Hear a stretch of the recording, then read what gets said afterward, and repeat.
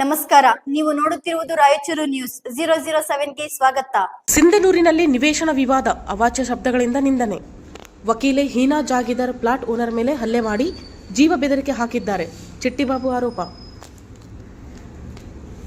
ನಿವೇಶನ ಅಳತೆ ಹಾಗೂ ರಸ್ತೆ ಒತ್ತುವರಿ ವಿಚಾರಕ್ಕೆ ಸಂಬಂಧಿಸಿದಂತೆ ಮಹಿಳೆಯೊಬ್ಬರು ಸೇರಿದಂತೆ ಹಲವರ ಮೇಲೆ ಅವಾಚ್ಯ ಶಬ್ದಗಳಿಂದ ನಿಂದನೆ, ಹಲ್ಲೆ ಹಾಗೂ ಜೀವ ಬೆದರಿಕೆ ಹಾಕಲಾಗಿದೆ ಎಂದು ಆರೋಪಿಸಿ ಜ್ಯೋತಿರೇಖಾ ಎಂಬುವರು ಸಿಂಧನೂರು ಪೊಲೀಸ್ ಠಾಣೆಗೆ ದೂರು ಸಲ್ಲಿಸಿದ್ದಾರೆ. ದೂರಿನ ಪ್ರಕಾರ ಸಿಂಧನೂರಿನ ಸರ್ವೆ ನಂಬರ್ 758/1D ವ್ಯಾಪ್ತಿಯ ಲೇಔಟ್ನ ಪ್ಲಾಟ್ಗಳ ಅಳತೆ ಮಾಡುವ ಸಂದರ್ಭದಲ್ಲಿ ಹನೀಫ್ ಜಾಗೀರ್ದಾರ್ ಎಂಬುವರು ಸರ್ವೆ ಕಾರ್ಯಕ್ಕೆ ಅಡ್ಡಿಪಡಿಸಿ ಅವಾಚ್ಯ ಶಬ್ದಗಳಿಂದ ನಿಂದಿಸಿದ್ದಾರೆ ಎನ್ನಲಾಗಿದೆ. ಬಳಿಕ ಅಳತೆಯಲ್ಲಿ ಸುಮಾರು 3 ಅಡಿ ರಸ್ತೆ ಒತ್ತುವರಿ ಕಂಡುಬಂದಿದ್ದು, ಅದನ್ನು ತೆರವುಗೊಳಿಸುವಂತೆ ಕೇಳಿದಾಗ ನಿಂದಿಸಿ ನೀನು ಏನು ಮಾಡಿಕೊಳ್ಳುತ್ತಿ ಎಂದು ಪ್ರಶ್ನಿಸಿದ್ದಾಗಿ ದೂರಿನಲ್ಲಿ ತಿಳಿಸಲಾಗಿದೆ. ನಂತರ ಪ್ಲಾಟ್ ನಂಬರ್ 5ರಲ್ಲಿ ಬೌಂಡ್ರಿ ಕಲ್ಲುಗಳನ್ನು ಅಳವಡಿಸುತ್ತಿದ್ದ ವೇಳೆ ಹನೀಫ್ ಜಾಗೀರ್ದಾರ್ ಅವರ ಪುತ್ರ ಹಾಗೂ ಮತ್ತೊಬ್ಬರು ಸ್ಥಳಕ್ಕೆ ಬಂದು ಜಗಳ ತೆಗೆದು ಅವಾಚ್ಯ ಶಬ್ದಗಳಿಂದ ನಿಂದಿಸಿ ಹಾಕಿದ ಕಲ್ಲುಗಳನ್ನು ರಾತ್ರಿ ಕಿತ್ತು ಹಾಕುವುದಾಗಿ ಬೆದರಿಕೆ ಹಾಕಿದ್ದಾರೆ ಎಂದು ಆರೋಪಿಸಲಾಗಿದೆ. ಈ ವೇಳೆ ವಕೀಲ್ ಬಾಲಸ್ವಾಮಿ ಅವರು ಸ್ಥಳಕ್ಕೆ ಆಗಮಿಸಿ ಪ್ಲಾಟ್ ನಂಬರ್ 6 ಮತ್ತು 7ರಲ್ಲಿ ಬಚ್ಚಲು ನೀರು ಹರಿಸದಂತೆ ತಿಳಿಸಿದಾಗ ಆರೋಪಿತರ ಪುತ್ರ ಆಕ್ಷೇಪಿಸಿ ಅವಾಚ್ಯವಾಗಿ ಮಾತನಾಡಿದ್ದಾನೆ ಎಂದು ದೂರಿನಲ್ಲಿ ಹೇಳಲಾಗಿದೆ. ಚಿಟ್ಟಿಬಾಬು ಎಂಬುವರು ಬುದ್ಧಿವಾದ ಹೇಳಲು ಮುಂದಾದಾಗ ಅವರಿಗೂ ನಿಂದಿಸಿ ಹಲ್ಲೆ ಮಾಡುವುದಾಗಿ ಬೆದರಿಕೆ ಹಾಕಲಾಗಿದೆ ಎಂದು ಆರೋಪಿಸಲಾಗಿದೆ. ಇದೇ ಸಂದರ್ಭದಲ್ಲಿ ಹನೀಫ್ ಜಾಗೀರ್ದಾರ್ ಅವರ ಪುತ್ರಿ ಹೀನಾ ಜಾಗೀರ್ದಾರ್ ಸ್ಥಳಕ್ಕೆ ಬಂದು ಬಾಲಸ್ವಾಮಿ ವಕೀಲರನ್ನು ಏಕವಚನದಲ್ಲಿ ನಿಂದಿಸಿದ್ದಾರೆ ಎಂದು ದೂರಿನಲ್ಲಿ ಉಲ್ಲೇಖಿಸಲಾಗಿದೆ.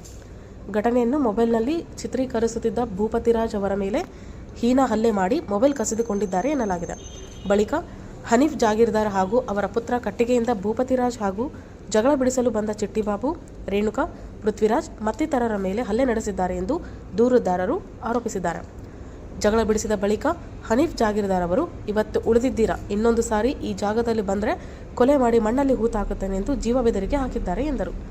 ಈ ಘಟನೆ ವಿಡಿಯೋ ದೃಶ್ಯಗಳು ತಮ್ಮ ಬಳಿ ಇದ್ದು ಅವುಗಳನ್ನು ಪೊಲೀಸರಿಗೆ ಸಲ್ಲಿಸಲು ಸಿದ್ಧವಿರುವುದಾಗಿ ಜ್ಯೋತಿರೇಖಾ ತಿಳಿಸಿದ್ದಾರೆ. ಮೊಬೈಲ್ ಕಸಿದುಕೊಂಡ ಸಂದರ್ಭದಲ್ಲಿ ಕೆಲವು ವಿಡಿಯೋ ತುಣುಕುಗಳನ್ನು ಅಳಿಸಲಾಗಿದೆ ಎಂಬ ಆರೋಪವನ್ನು ಅವರು ಮಾಡಿದ್ದಾರೆ. ಈ ಸಂಬಂಧ ಆರೋಪಿತರ ವಿರುದ್ಧ ಸೂಕ್ತ ಕಾನೂನು ಕ್ರಮ ಕೈಗೊಂಡು ನ್ಯಾಯ ಒದಗಿಸುವಂತೆ ಜ್ಯೋತಿರೇಖಾ ಅವರು ಪೊಲೀಸರಿಗೆ ಮನವಿ ಮಾಡಿದ್ದಾರೆ ಎಂದು ತಿಳಿಸಿದರು. ಆರೋಪಗಳ ಕುರಿತು ಪೊಲೀಸರು ತನಿಖೆ ನಡೆಸಿ ವಾಸ್ತವಾಂಶ ಪರಿಶೀಲಿಸಬೇಕಿದೆ ಎಂದು ಚಿಟ್ಟಿಬಾಬು ಬೂದಿವಾಳ ಕ್ಯಾಂಪ್ ಅವರು ಪತ್ರಿಕೆಗೆ ಹೇಳಿಕೆ ನೀಡಿದರು. ಸಾಗರ ಡಿಟಿಪಿ ಸೆಂಟರ್.